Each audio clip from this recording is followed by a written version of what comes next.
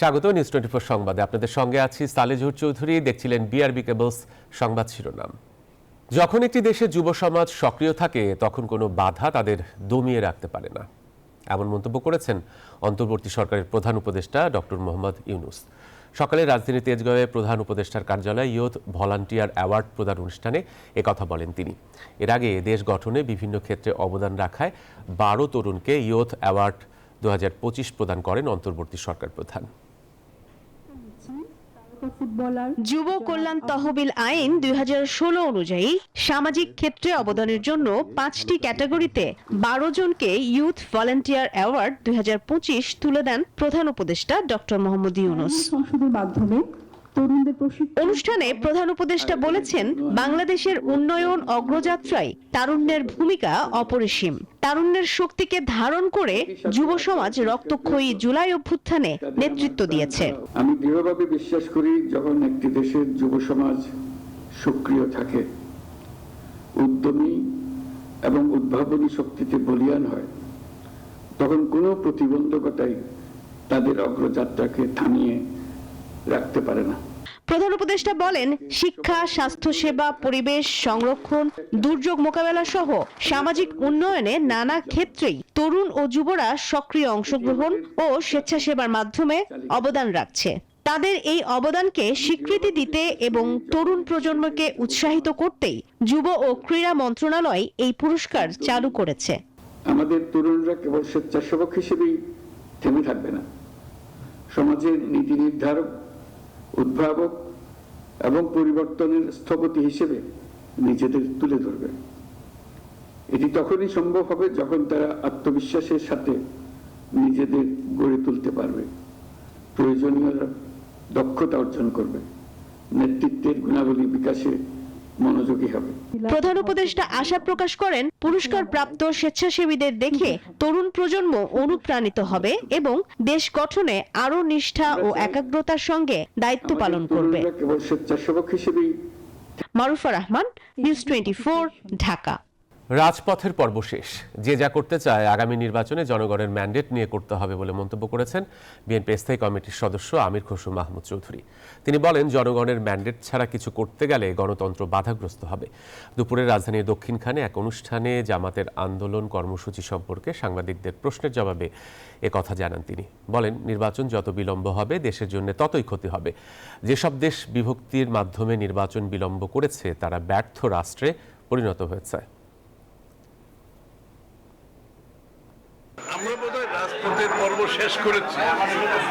এখন দেশের মানুষের হাতে তাদের মালিকানা ফিরিয়ে দেওয়ার সময় আসছে এবং আমাদের প্রত্যেকটি দলের বিভিন্ন চিন্তা থাকবে, প্রত্যেকটি দলের নিজস্ব দর্শন থাকবে, ভাবনা থাকবে, ভবিষ্যৎ নিয়ে চিন্তা থাকবে। এটার একমাত্র পথ হচ্ছে জনগণের কাছে গিয়ে আগামী নির্বাচনে ম্যান্ডেট নিয়ে আপনারা যে যা চান সেটা করতে পারবেন। যারা নির্বাচন বানচাল করার চেষ্টা করছে তাদের মধ্যে অনেকেই এখনও সচিবালয়ে, এমন মন্তব্য করেছেন বিএনপি চেয়ারপারসনের উপদেষ্টা জয়নুল আবদিন ফারুক। সকালে জাতীয় প্রেস ক্লাবের সামনে অপরাজেয় বাংলাদেশ আয়োজিত ভারতের কালো থাবা ও জাতীয় নির্বাচন নিয়ে ষড়যন্ত্রের প্রতিবাদে সমাবেশে এসব কথা বলেন তিনি। বলেন, প্রতীত আওয়ামী লীগ সরকার দেশকে ভারতের কাছে নত স্বীকার করে রেখেছিল। তিনি আরও বলেন, গত 16 বছর লক্ষ লক্ষ বিএনপির নেতাকর্মীকে আয়নাঘরে নির্যাতন করে কথা বলার স্বাধীনতা হরণ করা হয়েছিল। আপনি আমার লোক নয়, আপনি 18 কোটি মানুষের লোক। সেই 18 কোটি মানুষের অভিব্যক্তি হলো এক, যারা আপনার ঘোষিত ফেব্রুয়ারির নির্বাচনকে বানচাল করার হীন প্রচেষ্টা করছে। তারা এখনো এখান থেকে 500 দূরে অবস্থান করছে। জুলাই সনদের ভিত্তিতে আগামী ফেব্রুয়ারিতে নির্বাচন, সংসদের উভয় কক্ষে পিআর পদ্ধতি চালু সহ 5 দফা দাবিতে 3 দিনের কর্মসূচি ঘোষণা করেছে জামাত ইসলামী। সোমবার রাজধানীর আল ফালা মিলনায়তনে সংবাদ সম্মেলনে এসব দাবি তুলে ধরেন দলটির নায়েবে আমির ডাক্তার সৈয়দ আবদুল্লাহ মোহাম্মদ তাহের। তিনি বলেন, তাদের এমন দাবি ফ্যাসিবাদ বিরোধী বেশিরভাগ রাজনৈতিক দলের। ফ্যাসিবাদ পরবর্তী বাংলাদেশে স্থায়ী গণতন্ত্র প্রতিষ্ঠায় পিআর পদ্ধতির বিকল্প নেই বলেও মন্তব্য করেন তিনি।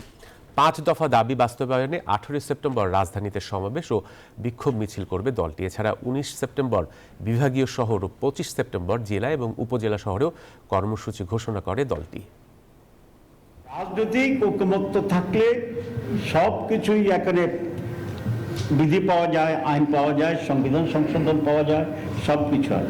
আনফর্চুনেটলি আমরা সব রাজনৈতিক দলগুলো এখনো এই বিষয়ে একমত হতে পারি নাই, বিধায় কিছুটা ডিলে হচ্ছে, জটিলতা তৈরি হচ্ছে। মানবতা বিরোধী অপরাধের মামলায় শেখ হাসিনা, আসাদুজ্জামান খান কামাল সহ 3 জনের বিরুদ্ধে ট্রাইব্যুনালে সাক্ষ্য দিচ্ছেন আমার দেশ পত্রিকার সম্পাদক মাহমুদুর রহমান। সকালে ট্রাইব্যুনাল 1-এ এই সাক্ষ্য গ্রহণ শুরু হয়। এ সময় তিনি বলেন, 2008 সালে দিল্লিতে প্রণব মুখার্জি ও মইনুল আহমেদের বৈঠকে সিদ্ধান্ত হয় শেখ হাসিনাকে ক্ষমতায় আনার। পরে 2008 নির্বাচনে মইনইউ ও ডিজিএফআই মিলে নির্বাচন করে শেখ হাসিনাকে ক্ষমতায় আনেন। এছাড়াও তিনি শাপলা চত্বর, হেফাজতের আন্দোলন, বিডিআর বিদ্রোহ, ট্রাইব্যুনাল, স্কাইপি কেলেঙ্কারি, ত্রুটিপূর্ণ যুদ্ধাপরাধের বিচার প্রক্রিয়া, বিচার ব্যবস্থা ধ্বংসের কুশীলবদের বর্ণনা তুলে ধরেন। জাতীয় নাগরিক পার্টির আহ্বায়ক নাহিদ ইসলাম সাক্ষ্য দেওয়ার মধ্য দিয়ে এই মামলার সাক্ষ্য গ্রহণ শেষ হতে পারে বলে জানিয়েছে চিফ প্রসিকিউটর। সেই সরকারের উত্থান, সেই সরকার কিভাবে বাংলাদেশের বিরোধী দল, বিরোধী মতকে দমন করতেন, কিভাবে বাংলাদেশের একটা গণতান্ত্রিক পদ্ধতির সরকারটাকে পরিবর্তিত করে কিভাবে ফ্যাসিজম কায়েম করা হয়েছিল, সেই প্রসঙ্গে তিনি সাক্ষী ইতিমধ্যে দিয়েছেন। এই আন্তর্জাতিক অপরাধ ট্রাইব্যুনালকে সেই সময়ের সরকার কিভাবে তাদের স্বৈর শাসনকে নিরাপত্তা দেওয়ার জন্য, স্বৈর শাসনের হাতকে শক্তিশালী করার জন্য ব্যবহার করা হয়েছিল, কিভাবে বিচার প্রক্রিয়াটাকে একটা তামাশায় পরিণত করা হয়েছিল, এই সব প্রসঙ্গে তিনি সাক্ষ্য প্রদান করেছেন ইতিমধ্যে। দর্শক, এই বিষয়ে বিস্তারিত জানাতে এখন ট্রাইব্যুনাল থেকে আমাদের সঙ্গে যুক্ত হচ্ছেন সহকর্মী মাহমুদুল হাসান।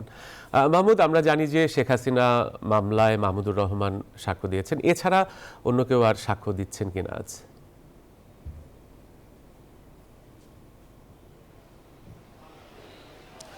জহুর, আপনাকে ধন্যবাদ জানাচ্ছি। শেখ হাসিনা সহ 3 আসামির বিরুদ্ধে মানবতা বিরোধী অপরাধের যে সাক্ষ্য গ্রহণ চলছে, মাহমুদুর রহমানের সাক্ষ্য গ্রহণ কিন্তু এখনও চলছে। কিছুটা বিরতি দিয়ে বেলা 2টার কিছু পরে কিন্তু আবারও সাক্ষ্য গ্রহণ শুরু হবে। আজকে সারাদিনব্যাপী এই সাক্ষ্য গ্রহণটি অনুষ্ঠিত হয়েছে এবং এই সাক্ষ্য গ্রহণের পুরো পর্যায়ে কিন্তু মাহমুদুর রহমান তিনি তুলে ধরেছেন 2008 সালে আওয়ামী লীগের ক্ষমতায় আসার প্রেক্ষাপট এবং পরবর্তীতে তারা কি প্রক্রিয়ায় দেশের বিচার ব্যবস্থা, আইনশৃঙ্খলা বাহিনী, সেনাবাহিনী এবং পুরো বিচার বিভাগকে তারা কুক্ষিগত করে। এবং মাহমুদুর রহমান বলছেন যে এই যে পরিকল্পনাগুলো হয়েছিল সেটি কিন্তু 2008 সালের আগেই করা হয়। একটি মেটিকুলাস ডিজাইন তারা করেছিল, যার মাধ্যমে দীর্ঘ সময় জনগণের মতামতকে দাবিয়ে রেখে ক্ষমতায় থাকবে তারা। এবং এরই প্রেক্ষাপটে ক্ষমতায় এসেই কিন্তু প্রথমে তারা সেনাবাহিনীকে দুর্বল করে এবং প্রধানতম বিরোধী দল বিএনপিকে তারা দমনের চেষ্টা করে এবং বিএনপিকে ভাঙার চেষ্টা করে তারা। মাহমুদুর রহমান বলছেন যে বিডিআর বিদ্রোহের যে ঘটনাটি ঘটেছে এটি সরাসরি আওয়ামী লীগের চক্রান্তে হয়েছে এবং এর মধ্যে ফজলে নূর তাপস জড়িত সহ আওয়ামী লীগের বেশ কয়েকজন জড়িত ছিলেন এবং তাদের বিচার করা সম্ভব হয়নি আওয়ামী লীগের কারণে। এবং মানবতা বিরোধী অপরাধের যে বিচারের হয়েছে এখানে 71-এর, সেই প্রসঙ্গে বলছেন তিনি যে পুরো বিচার প্রক্রিয়াটি নিয়ন্ত্রিত হয়েছে বিদেশি শক্তি এবং বিভিন্ন ব্যক্তির পরামর্শে। তিনি স্কাইপি কেলেঙ্কারির কথা বলছেন, যেখানে দেশের এই ট্রাইব্যুনালের চেয়ারম্যান তিনি বিদেশে যোগাযোগ করে কিভাবে ট্রাইব্যুনালের রায় পরিবর্তন করেছেন। মাহমুদুর রহমান তুলে ধরেছেন যে বিচার বিভাগকে কুক্ষিত করা হয়েছে কিভাবে আইনশৃঙ্খলা বাহিনীকে কুক্ষিগত করা হয়েছে। তিনি শাপলা চত্বরে গণহত্যার কথা বলেছিলেন, সেখানে যারা নেতৃত্ব দিয়েছিলেন, বেনজির আহমেদ ডিএমপি কমিশনার ছিল, তাকে পরবর্তীতে আইজিপি করা হয় এবং যারাই তার সঙ্গে জড়িত ছিলেন প্রত্যেককেই কিন্তু পুরস্কৃত করেছেন। অর্থাৎ এই ফ্যাসিস্ট রাজ্য কায়েম করার ক্ষেত্রে শেখ হাসিনা যে অবদান রেখেছে, আওয়ামী লীগ সরকার যে অবদান রয়েছে, সে প্রতিটি বর্ণনাই কিন্তু মাহমুদুর রহমান ট্রাইব্যুনালে রাখছেন এবং এখনও এই সাক্ষ্য গ্রহণ প্রক্রিয়াটি চলছে। জহুর। মাহমুদ, আপনাকে ধন্যবাদ। এবারে রাকসু নির্বাচনের খবর। রাকসুতে ব্যালট নাম্বার পাওয়ার পরে প্রচারণা শুরু করেছে প্রার্থীরা। তাদের প্রত্যাশা, জাকসুর অভিজ্ঞতা কাজে লাগিয়ে নির্বাচন নির্বিঘ্ন করতে কার্যকর ব্যবস্থা নেবে কমিশন। এদিকে আচরণবিধি মেনে না চললে কঠোর ব্যবস্থা নেওয়া হবে বলে জানিয়েছে নির্বাচন কমিশনার। মতিউর মতুজার তথ্যচিত্র নিয়ে দেখুন ডেস্ক রিপোর্ট। নানা চড়াই উতরাই পেরিয়ে অবশেষে ভোটের মাঠে চূড়ান্ত প্রতিযোগিতায় নামছে রাকসুর প্রার্থীরা। ব্যালট নম্বর পেয়ে আনুষ্ঠানিক প্রচারণা শুরু করেছেন তারা।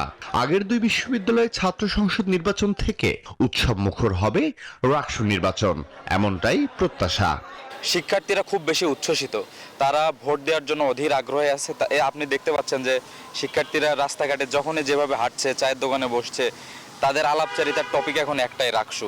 ডাকসু এবং জাকসু যেখানে কারচুপি বা হচ্ছে যে অভিযোগগুলো এসেছে, আমাদের এখানে যেন সেটা না আসে এবং সেজন্য যেন প্রশাসন একটা ফ্রি অ্যান্ড ফেয়ার ইলেকশনের জন্য একটা লেভেল প্লেইং ফিল্ড তৈরি করে দেয়। সবকিছু যদি ভালো থাকে ইনশাআল্লাহ আমরা একটা সুন্দর রাকসু নির্বাচন দেখব আগামীতে। পূর্ণদমে প্রচারণা শুরু করব এবং ভোটারদের দ্বারে দ্বারে যাওয়ার চেষ্টা করব। আশা করি ভালো কিছু হবে। রাকসুতে আমাদের হারানোর কিছু নেই, পাওয়ার অনেক কিছু আছে।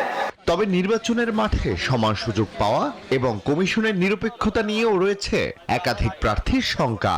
স্বচ্ছ ব্যালট বক্স ও ম্যানুয়াল পদ্ধতিতে ভোট গ্রহণের দাবি জানান ছাত্রদল সহ কয়েকটি স্বতন্ত্র প্যানেলের প্রার্থীরা। রাজশাহী বিশ্ববিদ্যালয়ের শিক্ষার্থীদের যে সংকটগুলো আছে, নির্বাচন নিয়ে যে সংকটের উদ্বেগ তৈরি হয়েছে শিক্ষার্থীদের মধ্যে, এগুলো দূরীকরণ করে যতটা সুষ্ঠু এবং নিরপেক্ষ নির্বাচন এবং পার্টিসিপেটরি ইলেকশন এই বিশ্ববিদ্যালয়ের শিক্ষার্থীদের উপহার দেওয়া যায়, সেই দিকে আপনারা মনোযোগ হন। আমাদের বিশ্ববিদ্যালয়ের শিক্ষক, তাদের কাছে আমরা এইটুকু নৈতিক দাবি রাখতে পারি যে তারা সর্বোচ্চ নিরপেক্ষ ভূমিকা পালন করবেন এবং সুন্দর একটি রাকসু উপহার দেবেন। স্বচ্ছ ব্যালট বক্স রাখা সম্ভব না হলেও সুষ্ঠু পরিবেশে নির্বাচন সম্পন্ন করতে আচরণবিধি কঠোরভাবে মেনে চলা হবে বলে জানায় নির্বাচন কমিশন। আচরণবিধি আমরা ইতোমধ্যে প্রকাশ করেছি, প্রয়োজনে আমরা আরো কিছু নতুন আচরণবিধি আমরা সংযোগ করব। এবারের রাকসু নির্বাচনে কেন্দ্রীয় ছাত্র সংসদ ও সিনেটে 306 জন প্রার্থী প্রতিদ্বন্দ্বিতা করবেন।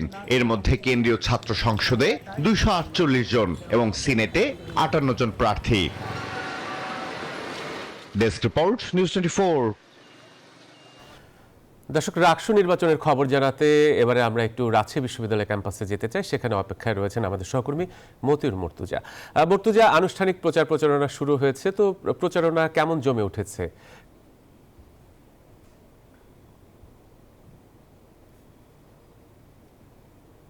জহুর, আজকে থেকে কিন্তু প্রচারণা শুরু করেছেন প্রার্থীরা। সকালবেলা প্রচারণা শুরু করলেও বৃষ্টির কারণে কিন্তু প্রচারণায় বিঘ্ন ঘটে। এরপরে কিন্তু বিভিন্ন একাডেমিক ভবন সহ বিশ্ববিদ্যালয়ের বিভিন্ন প্রশাসনিক ভবন এবং বিভিন্ন যে দোকানপাট রয়েছে সেখানে কিন্তু প্রার্থীরা প্রচারণা অব্যাহত রেখেছেন। তবে বৃষ্টির কারণে প্রচারণা কিছুটা সীমিত আকারে কিন্তু তারা চালাচ্ছেন। আর এর পাশাপাশি যেসব প্রার্থীরা এখনো লিফলেট তৈরি করেননি, তারা লিফলেট তৈরিতে ব্যস্ত সময় পার করছেন। তারা ভোটারদের দ্বারে দ্বারে যাওয়া শুরু করেছেন, নানা রকম প্রতিশ্রুতি দিচ্ছেন। আর নির্বাচন কমিশন বলছে যে কেউ যদি আচরণবিধি লঙ্ঘন করে তার বিরুদ্ধে ব্যবস্থা নেওয়া হবে। সব প্রার্থী যেন নির্বাচনের সুষ্ঠু পরিবেশের সাথে আচরণবিধি মেনে চলে, সেই পরামর্শ কিন্তু দিচ্ছেন। আমরা একজন ভোটারের সাথে কথা বলতে চাই যে প্রচারণা কেমন দেখছেন? আসলে প্রচারণা বলতে এটা একটা উৎসবমুখর পরিবেশ হয়ে আছে। আর আমার ব্যক্তিগতভাবে আমার কখনোই ভোট দেওয়া হয়নি, তো এটাই আমার ফার্স্ট ভোট।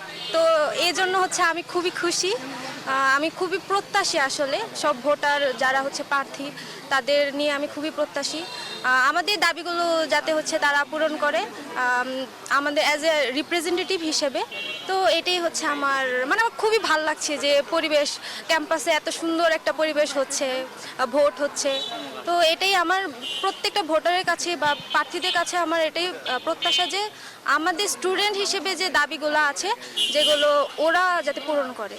ধন্যবাদ আপনাকে। আমরা একজন ভোটারের সাথে কথা বলছিলাম, তিনি যেমনটি বলছিলেন যে তারা তাদের কণ্ঠস্বর হয়ে যারা কথা বলবে তাদেরকে কিন্তু তারা ভোট দিবেন। এর পাশাপাশি যারা প্রার্থী রয়েছেন তারাও কিন্তু বলছেন যে ভোটের পরিবেশ এখন পর্যন্ত সন্তোষজনক, তবে স্বচ্ছ ব্যালট বক্স নিয়ে একটা আপত্তির জায়গা রয়েছে, সেটি নির্বাচন কমিশন ভেবে দেখবে বলে তাদেরকে জানিয়েছে। এই ছিল রাজশাহী বিশ্ববিদ্যালয় থেকে সর্বশেষ সালেহ জহুর। মুর্তুজা, আপনাকে ধন্যবাদ। মনোনয়নপত্র বিক্রির দ্বিতীয় দিনে চট্টগ্রাম বিশ্ববিদ্যালয় কেন্দ্রীয় ছাত্র সংসদ নির্বাচনের 44টি মনোনয়নপত্র বিক্রি হয়েছে পর্যন্ত। হল সংসদে পুরুষ নির্বাচনের মনোনয়নপত্র বিক্রি হয়েছে 10টি এবং নারীতে 13টি ফর্ম বিক্রি হয়েছে।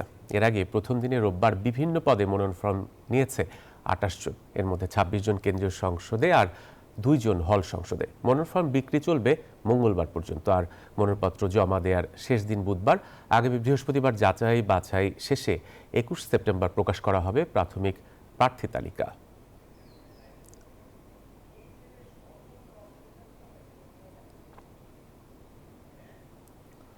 চাকসু নির্বাচনের খবর জানাতে এবারে আমাদের সঙ্গে যুক্ত হচ্ছেন সহকর্মী তামিম আহমেদ শরীফ।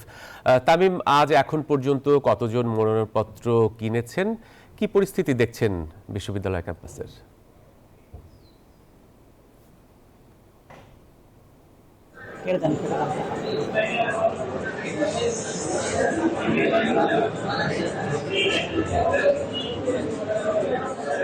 ধন্যবাদ জোহর। আপনি যেমনটা বলছিলেন, চট্টগ্রাম বিশ্ববিদ্যালয় কেন্দ্রীয় ছাত্র সংসদের মনোনয়নপত্র সকাল 9:30 থেকে শুরু হয়েছে।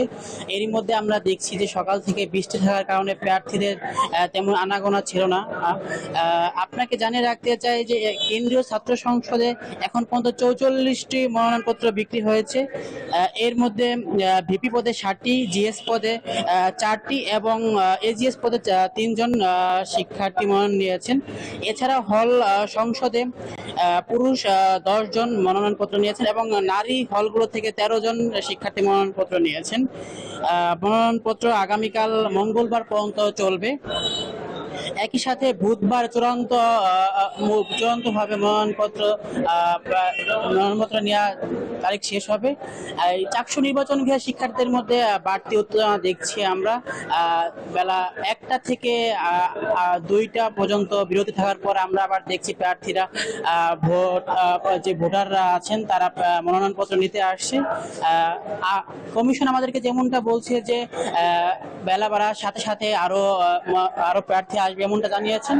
এছাড়াও শিক্ষার্থীরা বলছেন যে সুষ্ঠু এবং অবাধ একটা নির্বাচন তারা আশা করছে এমনটা জানাচ্ছেন এবং নির্বাচন কমিশনে বলছে যে নির্বাচনকে সুষ্ঠু করতে সকল প্রকার কাজ তারা করবেন। এই ছিল চট্টগ্রাম থেকে, ফিরে যাচ্ছি জহুরের কাছে। তামিম, আপনাকে ধন্যবাদ। ফরিদপুর 4 আসন থেকে ভাঙা উপজেলা 2টি ইউনিয়ন ফরিদপুর 2 আসনের সঙ্গে যুক্ত করার প্রতিবাদে রণক্ষেত্র তৈরি হয়েছে। সকাল থেকে ফরিদপুরে বিভিন্ন পয়েন্টে সড়ক অবরোধ করে বিক্ষোভ করছেন স্থানীয়রা। ফলে ঢাকা খুলনা ও ঢাকা বরিশাল সড়কে যান চলাচল বন্ধ রয়েছে। পরে বেলা 1টার দিকে থানা ঘেরাও করে ভাঙচুর চালায় বিক্ষোভকারীরা। এছাড়া উপজেলা চত্বরে টায়ারে আগুন জ্বালিয়ে বিক্ষোভ করেছেন বিক্ষুব্ধরা। অন্যদিকে বাগেরহাটেও 4টি সংসদীয় আসন বহাল রাখার দাবিতে জেলা উপজেলায় চলছে সকাল সন্ধ্যা হরতাল। সকাল থেকে কর্মসূচি পালন করছে সর্বদলীয় সম্মিলিত কমিটির নেতাকর্মীরা।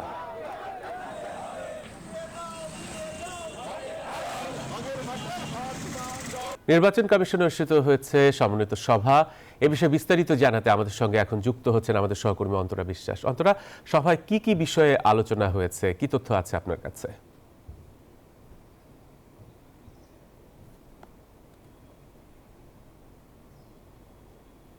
মূলত মাসিক সমন্বয় সভা এবং মাসিক সমন্বয় সভায় গত মাসে কি কি কাজ করা হলো সেই বিষয়টি আসলে থাকে, তো সেটি আমরা আসলে সবসময় দেখতে পাই। তো এবারও আসলে তার ব্যতিক্রম নয়। গত মাসের 20 তারিখের মধ্যে সারা দেশে থেকে 2366টি ল্যাপটপ ফিরিয়ে আনার কথা ছিল। এই ল্যাপটপগুলো হচ্ছে 2007 সালে একটি প্রকল্পের আওতায় বিভিন্ন জায়গায় দেওয়া হয়েছিল। তো প্রকল্পের কার্যালয়ে এরই মধ্যে 2007টি ল্যাপটপ ফিরে এসেছে এবং 359টি ল্যাপটপ এখনও ফিরে আসেনি। 52টি জেলা থেকে এই ল্যাপটপগুলো ফিরে এসেছে। তো এই বাকি যে ল্যাপটপগুলো ফিরিয়ে আনার বিষয়ে আসলে কাজ চলছে সেই বিষয়ে আলোচনা হয়েছে। এছাড়াও আপনি জানেন যে 15টি শূন্য পদে নিয়োগ দেওয়া হবে এবং সেই পদগুলোতে যে নিয়োগ দেওয়া হচ্ছে সেই নিয়োগের যে প্রক্রিয়া সেটি শুরু হয়ে গেছে। এরই মধ্যে লিখিত পরীক্ষা শেষ হয়েছে এবং 30 নভেম্বরের মধ্যে এই পরীক্ষার একেবারে পূর্ণাঙ্গ যে ফলাফল, চূড়ান্ত যে ফলাফল সেটি দেওয়া হবে।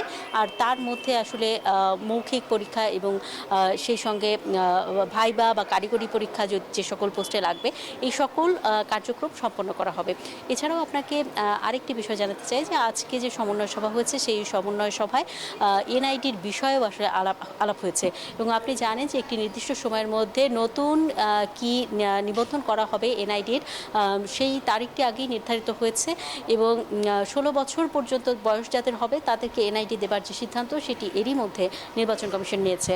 আর নির্বাচন কমিশনের সিনিয়র সচিব আক্তার আহমেদ তিনি আসলে সভাপতিত্ব করেছেন আজকের এই সমন্বয় সভার। এই ছিল আমার কাছে এখান থেকে সর্বশেষ খবর। অন্তর, আপনাকে ধন্যবাদ। সহকর্মীদের টাকা লোপাট করে তাদের নেতারা এখন কোটিপতি ঝাড়ুদার। বলছি ঢাকা দক্ষিণ সিটির পরিচ্ছন্নতা কর্মী ও তাদের সংগঠনের কথা, যেখানে 16 বছর ধরে বহাল একই পদ, 4000-এর বেশি সদস্য, তাদের কাছ থেকে মাসে আদায় প্রায় 8.5 কোটি টাকা। সব মিলিয়ে এই 16 বছরে 16 কোটির বেশি টাকা উধাও। সরকারি ফ্ল্যাট পেতেও দিতে হয়েছে 3 লাখ টাকা করে। সবই গেছে নেতাদের পকেটে। মাসুদ সুমনের 2 পর্বের ধারাবাহিক প্রতিবেদনের আজ দেখুন প্রথম পর্ব। ঢাকা দক্ষিণ সিটি কর্পোরেশনের পরিচ্ছন্নতা কর্মীদের থেকে চাঁদা নেয়ার সময় নগদ টাকা সহ ছাত্র জনতার হাতে আটক হন একজন। বলেন সমিতির মাসিক চাঁদা আদায় করছেন। স্যার আমাদেরকে মারবেন কেন স্যার? আমরা স্যার সিভার মানুষ না স্যার। আপনারা স্যার ক্ষমা করে দিবেন। ভোরের আলো ফুটতে তখনও বাকি, অথবা হয়তো ততক্ষণে ঝলমলে সকাল চারদিকে। শহর করতে হবে ঝকঝকে তকতকে, অন্তত যতটুকু পারা যায়। তবে এর পেছনে পড়ে থাকে নুন আনতে পান্তা ফোরানোর চাপা গল্প। কত টাকা পান তারা? নুন পান্তারও চড়ার দামের এই বাজারে সহজ প্রশ্নের উত্তরটা বড় কঠিন লাগে। একটু ঘেটে দেখতে মাঠে নিউজ 24 বেরিয়ে আসে কেঁচু খুঁড়তে বৃষ্টির সাপ বেরিয়ে আসার গল্প। তাদের একটি সমিতি আছে, স্ক্যাভেঞ্জার্স অ্যান্ড ওয়ার্কার্স ইউনিয়ন। এই সমিতিতে গত 16 বছর ধরে গেড়ে বসে আছে একই পর্ষদ। সদস্য সংখ্যা 4200। প্রতি মাসে সমিতিকে চাঁদা দিতে হয় 200 টাকা করে। সে হিসাবে মাসে 8,40,000, বছরে 1,80,000 টাকা, আর 16 বছরে 16,12,80,000 টাকা। মারা গেলে ওইটা 200 টাকা করে আমগো ইউনিয়ন নেয়, 200 টাকা করে। ওই যে মারা গেলে ওইটা থেকে 70,000 টাকা করে মারা গেলে দিয়ে দেয়। হ্যাঁ হ্যাঁ, আমরা 200 টাকা করে দিই, অন্য পাই নাই। 200 টাকা করে, আগে 100 টাকা করে নিত। এই কর্মচারীদের জন্য হাজারীবাগে ফ্ল্যাট নির্মাণ করেছে সরকার। ভবন 5টি, 4টিতে বসবাস শুরু হয়েছে। একটি ভবন এখনো শূন্য, কারণ ফ্ল্যাট পেতে হলে সমিতিকে দিতে হবে 3 লাখ করে টাকা। শুধু এই ভবন থেকেই নেওয়া হয়েছে 48 লাখ টাকা। 3 লাখ টাকা করে আগেই নিচ্ছে চাকরি দেওয়ালে, মানে রুম দেওয়ালে আগে অগ্রিম নিয়ে নিছে। আজকে 5 বছর হয়ে গেছে এই বিল্ডিংটা। কি হলো এত টাকা দিয়ে? আদ্যপান্ত জানতে সংগঠনের টানা 16 বছরের সাধারণ সম্পাদকের মুখোমুখি নিউজ 24। মৃত্যু বাবদ 200 করে টাকা নেওয়া হয় ইউনিয়নের, এবং মৃত্যু যাবত যারা মৃত্যুবরণ করে তাদেরকে প্রতি মাসে আমরা 5 জনকে 70 টাকা করে দিই। তাহলে তো সংগঠনের সমাজ কল্যাণ সম্পাদক বা কোষাধ্যক্ষের কাছে এর হিসাব থাকার কথা। আমরা একটা ইউনিয়নের চাঁদা উঠাই, এটা ফাও কথা উঠে লাভ নাই। মোট 5 জন টাকা দিই আর কি, এক মাসে। কতজনকে আপনারা সহযোগিতা করেছেন? সমাজ কল্যাণ সম্পাদক তো আপনি, আপনার এটা জানার কথা। ওই সভাপতি সেক্রেটারি হারাই দান করে, হারাই দেয়।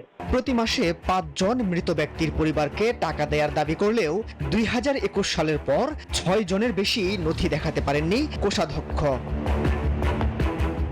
বাকি টাকার হিসাব কোষাধ্যক্ষ দিতে না পারলেও সংগঠনের কর্মীদের অভিযোগ, এই অর্থ হাফিস করে নেতারা বলেছেন কোটিপতি ঝাড়ুদার। মাসুদ সুমন, নিউজ 24, ঢাকা। উজানের ঢলে লালমনিরহাটের তিস্তা নদীর পানি বৃদ্ধি পেয়েছে। তিস্তার পানি বিপদসীমার 3 সেন্টিমিটার উপর দিয়ে বইছে। আজ সকাল 6টায় দোয়ানি ব্যারেজে পয়েন্টের 52.18 সেন্টিমিটার প্রবাহ রেকর্ড করা হয়েছে। পরিস্থিতি মোকাবেলায় ব্যারেজের 44টি জলকপাট খুলে রাখা হয়েছে। বন্যা পূর্বাভাস ও সতর্কীকরণ কেন্দ্র জানিয়েছে আগামী 72 ঘন্টা তিস্তা, ধরলা ও দুধকুমার সহ উত্তরের আরও কয়েকটি নদ নদীর পানি বাড়তে পারে। এতে লালমনিরহাট, নীলফামারী, রংপুর ও কুড়িগ্রামের নিম্নাঞ্চল প্লাবিত হওয়ার ঝুঁকি রয়েছে।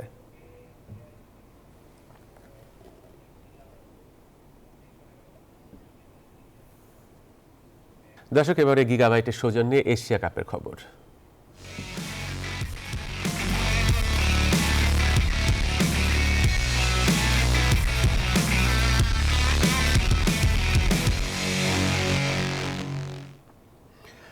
সুপার 4 নিশ্চিতের মিশনে আজ রাতে হংকংয়ের বিপক্ষে মাঠে নামছে শ্রীলঙ্কা। বাংলাদেশকে হারিয়ে ফুরফুরে মেজাজে থাকা লঙ্কানদের সামনে সুযোগ এক ম্যাচ হাতে রেখেই সুপার 4 নিশ্চিতের।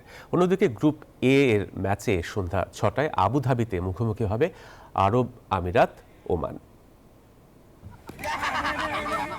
বাংলাদেশকে উড়িয়ে দিয়ে এশিয়া কাপে দুর্দান্ত শুরু করেছে শ্রীলঙ্কা।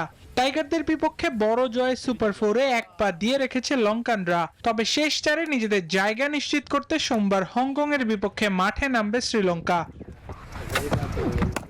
তাই আসর থেকে আগেই বিদায় নিশ্চিত হওয়া হংকংয়ের সাথে এই ম্যাচ নিয়ে বেশ সিরিয়াস আসালঙ্কার দল। হংকং হারলেই কোনো রকমের সমীকরণ ছাড়াই এক ম্যাচ হাতে রেখে শেষ চারে চলে যাবে লঙ্কানরা।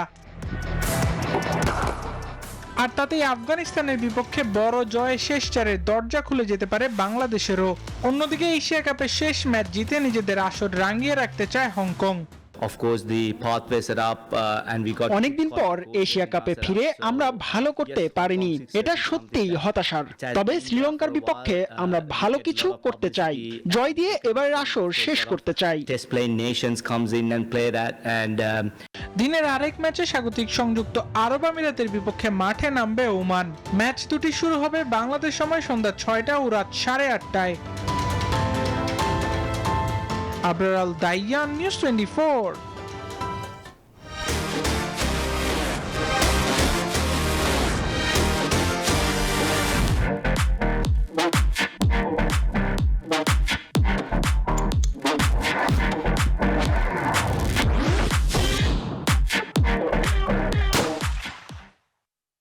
চট্টগ্রাম নগরে সামান্য বৃষ্টি হলেই সৃষ্টি হয় জলাবদ্ধতা।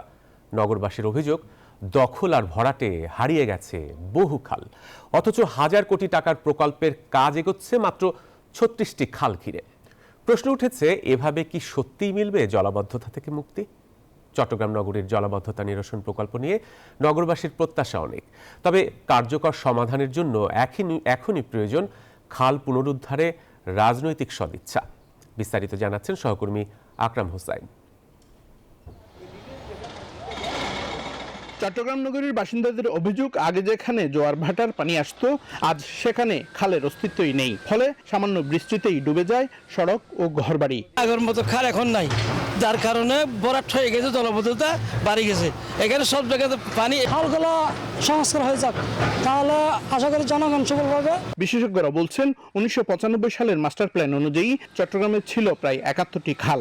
2015 সালে তা কমে দাঁড়ায় 97-এ। আর বর্তমান জলাবদ্ধতা নিরসন প্রকল্পে যুক্ত হয়েছে মাত্র 36টি খাল। এখানে 71টা খাল দিয়ে পানি নিষ্কাশন হতো, সেখানে 18টা খাল দিয়ে আমি সংস্কার করে কিভাবে আমি জলাবদ্ধতা একটা সুফল পেতে পারি? তাহলে এটা তো একটা বড় একটা প্রশ্ন। পরিকল্পনা অনুযায়ী আরএস জরিফের ভিত্তিতে খালগুলো পুনরুদ্ধারের সিদ্ধান্ত থাকলেও প্রভাবশালীদের কারণে তা হয়নি বলে জানান এই নগর পরিকল্পনাবিদ। এখানে একটা কঠিন রাজনৈতিক সিদ্ধান্ত দরকার, সঠিক রাজনৈতিক সিদ্ধান্ত দরকার, যে খালগুলো সত্যিকারভাবে যদি পুনরুদ্ধার করার একটা সদিচ্ছা থাকে সরকারের এবং প্রশাসন, তাহলে সেটা সম্ভব।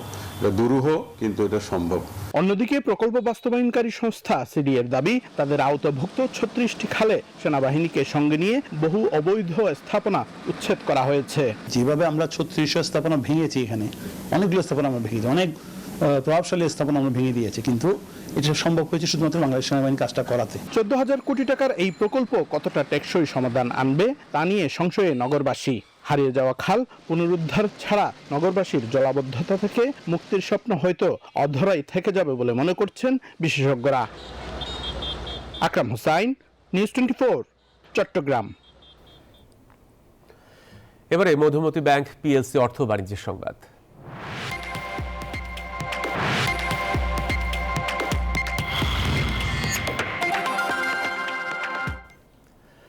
হুট করে ক্যাশলেস সোসাইটির বাস্তবায়ন সম্ভব নয় বলে মন্তব্য করেছেন বাংলাদেশ ব্যাংকের গভর্নর আহসান এইচ মনসুর। তিনি বলেন, লেনদেনের অনেক ডিজিটাল প্রক্রিয়া আসার পরও এখনও প্রতি বছর 10% হারে নগদ অর্থের চাহিদা বাড়ছে। তবে ব্যাংক খাতে নগদ অর্থের চাহিদা কমিয়ে আনতে সরকার কাজ করছে বলেও জানান তিনি। বলেন, দেশব্যাপী ক্যাশলেস লেনদেন, কিউআর কোডের ব্যবহার দ্রুত বাড়তেও উদ্যোগ নিচ্ছে বাংলাদেশ ব্যাংক।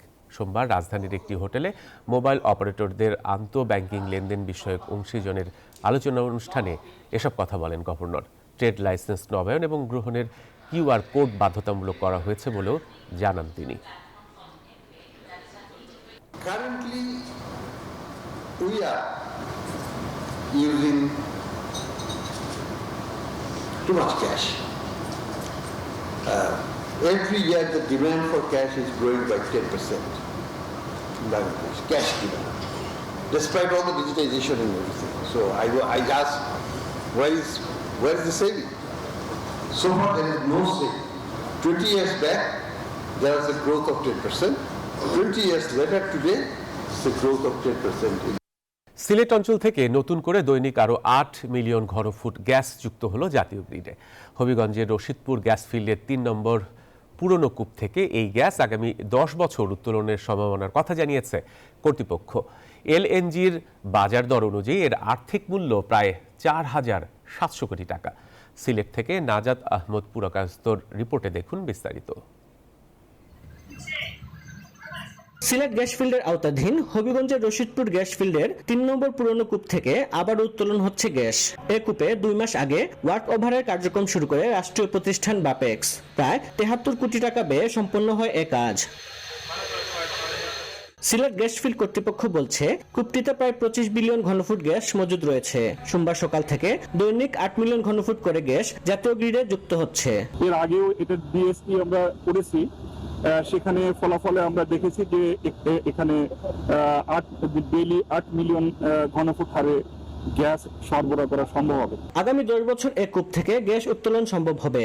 বর্তমানে প্রতি ঘনমিটার এলএনজির দাম 65 টাকা হিসাবে এখান থেকে উত্তোলিত গ্যাসের আর্থিক মূল্য দাঁড়াবে প্রায় 4,700 কোটি টাকা। আমরা এক্সপেক্ট করছি যে আগামী 10 বছর আমাদের এখানে যে রিজার্ভ আছে, যে জোনটায় আমরা এখন কমপ্লিট করলাম আপার জোন, এই জোনের যথেষ্ট ভালো রিজার্ভ কিন্তু এখনো আমাদের রয়েছে 3D সাইসমিক সার্ভের ফলাফলে। কূপটিতে গ্যাসের চাপ ভালো রয়েছে বলে জানান বাপেক্স কর্মকর্তা। এই কূপে আল্লাহর রহমতে অনেক ভালো প্রেসার আছে। এই আমি এখন যে প্রেসার দেখলাম প্রায় 1400 প্লাস পিএসআই আছে প্রেসার, এবং গ্যাসের তো ফ্লো আপনারা দেখতেই পাচ্ছেন। ইনশাআল্লাহ এটা এমডি সাহেব যেভাবে বলছেন ইনশাআল্লাহ এটা ওইভাবেই যাবে। বাপেক্সের কার্যক্রম আরো জোরদার করতে নতুন জনবল নিয়োগের কথাও জানান এই কর্মকর্তা। আমাদের বাপেক্সের 5টা রিগ আছে এবং অতি শীঘ্রই আরেকটা রিগ যুক্ত হবে আমাদের সাথে, এবং আমাদের যে লোকবল, এই লোকবল আমরা ক্রমান্বয়ে বাড়াচ্ছি। পেট্রোবাংলা একটা নিয়োগ দিয়েছে, সামনেই আমরা বাপেক্স শুধু 83 জন কর্মকর্তা পাবে, এবং তারপরেও আমরা আরো লোকবল নিয়োগের প্রচেষ্টা গ্রহণ করছি। বর্তমানে রশিদপুর গ্যাস ফিল্ডের 11টি কূপের মধ্যে 7টি কূপ থেকে প্রতিদিন গড়ে 62 মিলিয়ন ঘনফুট গ্যাস জাতীয় গ্রিডে সরবরাহ করা হচ্ছে। নাজাত আহমদ পুরকায়স্ত, নিউজ 24, সিলেট। আর এই ছিল এখনকার নিউজ 24 সংবাদের সাথে থাকা সবাইকে ধন্যবাদ।